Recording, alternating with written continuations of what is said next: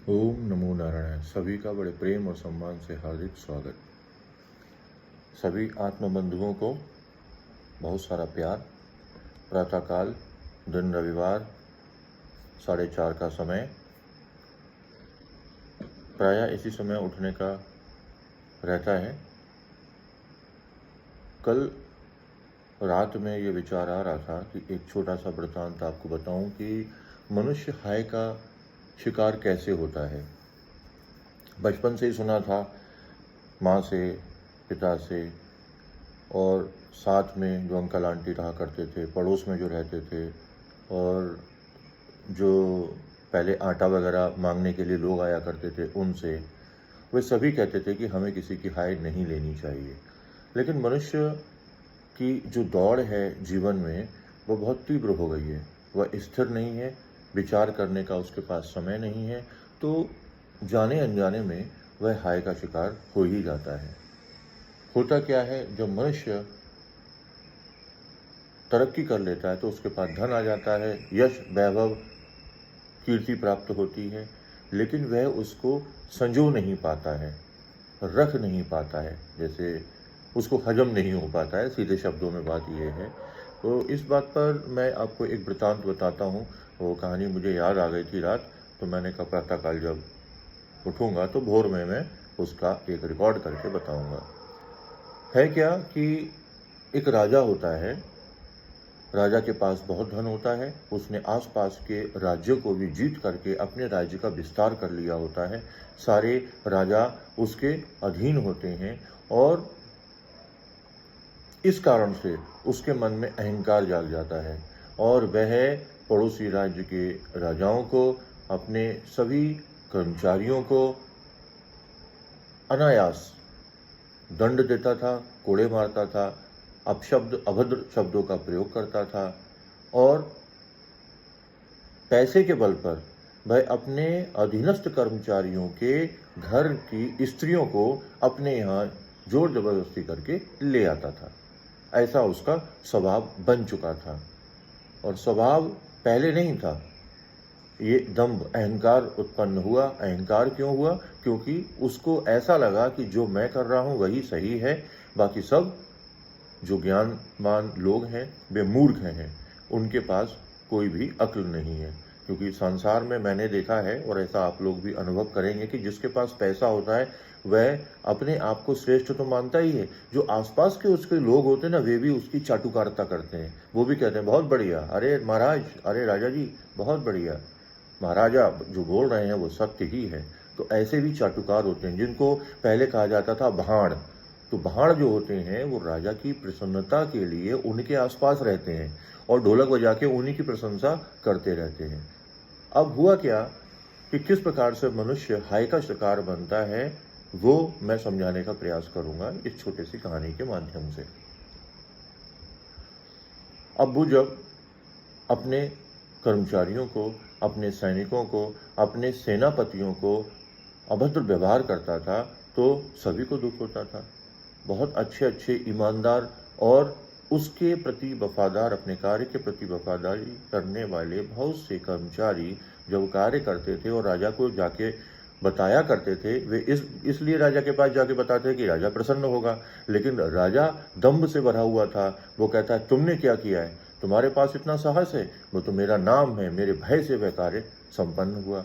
अब जो व्यक्ति कार्य को संपन्न करके और राजा के पास केवल इस उद्देश्य से गया था कि मैं उन्हें बताऊंगा तो वह मेरी प्रशंसा करेंगे। स्वाभाविक है, जब हम कोई कार्य करते हैं, जब हमारे माता पिता प्रसन्नता के साथ हमारे सर पर हाथ रखते हैं, हमारा मित्र कोई हमसे प्रसन्न होकर के बोलता है कि आप बहुत सुंदर लग रहे हो, और या हमारा मित्र बहुत प्रसन्न होकर के हमसे बोलता है कि अरे वाह, तुमने अपने जीवन में बहुत अच्छा कार्य किया है, धर्म के रास्ते पर चल रहे हो, तो मन में एक अलग स्फूर्ति आ जाती है, मन प्रफुल्लित हो जाता है। अब राजा के पास जब गए और उन लोगों ने जब बताया, तो उन सभी लोगों का मन खिन्न हो गया। अब खिन्न मन से मनुष्य अच्छे कार्य नहीं कर सकता। जब उदास हो जाता है तो उसके मन में नकारात्मक विचार आने लगते हैं। अब उन लोगों ने विचार किया कि हमने राजा के कार्य को संपन्न करने के लिए ना तो अपने बच्चों को राजवैद्य के पास ले गए दिखाने के लिए, ना ही अपनी पत्नी को, ना ही माँ को, ना ही सास को, ना ही अन्य अन्य जो आश्रित लोग थे केवल राजा के कार्य को ही प्राथमिकता दी, और उस राजा के भीतर इतनी भी दया नहीं थी कि कार्य की सराहना ही कर देता। तो वह नकारात्मक विचार उन लोगों के मन में चला और न चाहते हुए भी राजा के लिए कुछ न कुछ उनके मन से भी हाय निकली। पहला कार्य तो ये हुआ। दूसरा क्या हुआ, जब वे लोग घर गए तो उनकी पत्नी, उनके बच्चों ने, उनके माता पिता ने, उनके सास ससुरों ने, जो भी उनके साथ रहा करता, वे सब अपने अपने जब घर गए तो ये चर्चा हो गई कि राजा बहुत दम्भी है और वह किसी के भी कार्य की कोई सराहना नहीं करता। उसके राज्य का विस्तार सैनिकों के द्वारा ही तो होता है और वे ही सैनिक सभी के सामने राजा के द्वारा अपमानित किए जाते और अपमान सहकर जब सैनिक अपने घर पहुंचते तो वह अपनी पत्नी और बच्चों को बताते। जब उनके पत्नी और बच्चों को पता लगता तो वे भी राजा के लिए कुछ बुरा ही बोलते होंगे। निश्चित है, ये स्वभाव है मनुष्य का कि जब कोई गलत बोलता है तो गलत बोलने वाला प्रसन्न ये होता है कि मेरे पास तो पैसा है कि मैं तो कुछ भी बोल सकता हूँ। अब राजा तो यही सी दम्भ में भरा हुआ था कि मेरे पास पैसा, मेरा कौन क्या बिगाड़ देगा।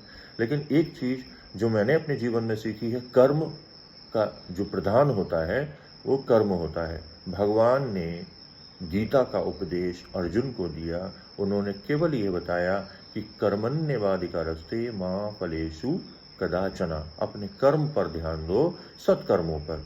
सत्य कर्म क्या है, भगवत गीता आप पढ़ेंगे तो आपको पता लगेगा। तो इस प्रकार से कर्म आता जरूर है। अब हुआ क्या, पहला तो उस व्यक्ति ने दिया, फिर वो सैनिक जब घर गए, उन सैनिकों ने अपने अपने परिवार को बताया, उनके परिवार ने भी राजा को कोसना शुरू कर दिया। तो धीरे धीरे क्या हुआ कि जो मेहनती और वफादार लोग थे उन्होंने राजा को त्याग पत्र सौंपना प्रारंभ कर दिया। धीरे धीरे उसके आसपास से जितने भी उसके अच्छे कर्मचारी थे वो चले गए। अब राजा के पास कोई और चारा नहीं था, कोई और मार्ग नहीं था। उसने अन्य लोगों की भर्तियां की और वे सभी पापी और दम्भी लोग थे। उन्होंने राजा को इतनी बुरी तरीके से फंसा दिया कि राजा भी अब चिंतित हो गया। इससे पहले तो मेरे पहले वाले कर्मचारी थे, अब उसे वे सब कार्य याद आने लगे कि मैंने किसके साथ कितना गंदा गंदा व्यवहार किया। अब तो समय निकल चुका था। एक कहावत भी है ना कि अब पछताए होत का जब चिड़िया चुग गई खेत। तो अब तो कुछ हो नहीं सकता था।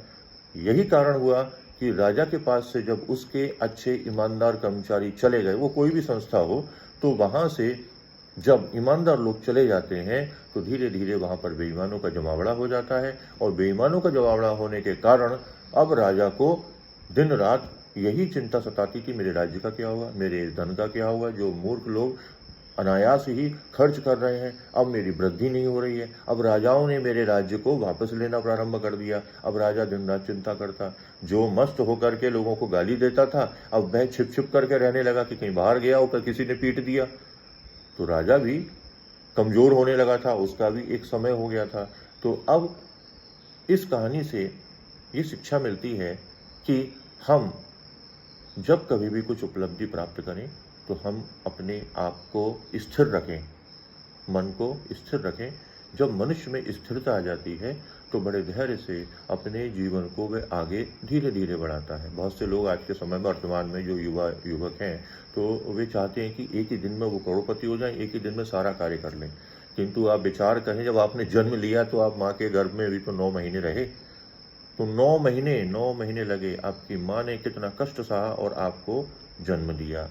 तो जब आपके जन्म में 9 माह लगे हैं तो आपको चीज़ों को सीखने में भी कुछ समय तो लगेगा। कुछ बनेंगे, कुछ बनकर कुछ करेंगे तो कुछ प्राप्ति होगी, और जो प्राप्ति होगी तो बस वहीं स्थिरता चाहिए।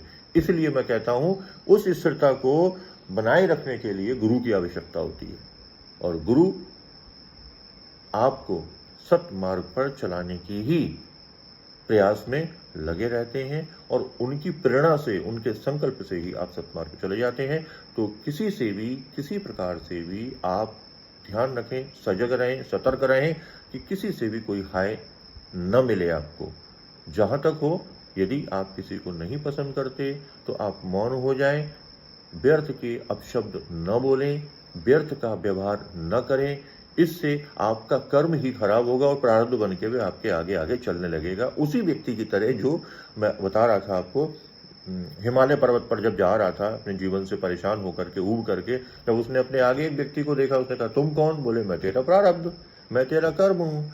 अब वो सारा जो कुछ भी फल आगे दिख रहा है, बहुत अच्छे अच्छे बन उपबन, वो सारे मुझे मिटाने हैं, क्योंकि तेरे भाग्य में भोजन है ही नहीं, तुझे तड़प तड़प के ही मरना है। तो ये मेरा कार्य है, तेरे ही कर्म इस रूप में अब तुझे भोगेंगे और इस प्रकार से तेरा शरीर समाप्त हो जाएगा और तू तड़प तड़प के तेरी मृत्यु होगी। वही राजा के साथ हुआ। कुछ समय के पश्चात राजा ने जब नींद नहीं ली उसने, तो उसकी नसों में प्रॉब्लम हुई, मतलब उसकी नसें फटी, उसका हृदय गति रुकी और उस राजा की मृत्यु हो गई। तो जिन जिन राजाओं का राज्य लूटा वे सब राजा स्वतंत्र हो गए और उन सब ने अपने अपने राज्य को लेकर के और अपना जीवन अच्छा और खुशपूर्वक व्यतीत करना प्रारंभ कर दिया।